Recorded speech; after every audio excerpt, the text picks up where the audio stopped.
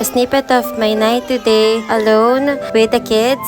So today, we're going to Robinson Supermarket. Nag-grocery lang ako para sa gagawin namin fruit salad and lumpiang Shanghai para sa birthday ni Papa Lo ni Tito Cedric. And kasama ko yung mga kids. Wala si Daddy Cesar ngayon. Pero nakaya naman. At nag-enjoy naman din yung mga kids kahit sobrang saglit lang kami dito. Para ma-relax naman ako, I grab some refreshment na rin dito sa Pick Up Coffee. Usually talaga coffee yung pinipurchase namin. Pero now, ube naman. Try naman tayo ng bago.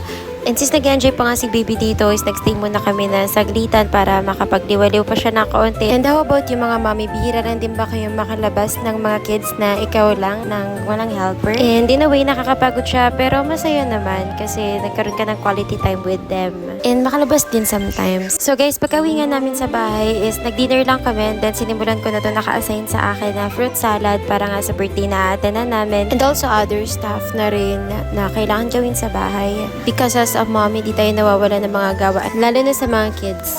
After nga ng fruit salad, na ginawa ko naman is itong lumpiang Shanghai. Ito lang naman yung ganap namin for tonight, and nag-snacks lang din sila while watching movie at nakikisabay nga rin to si Baby Ari. So that's it for today guys. Thank you so much for watching.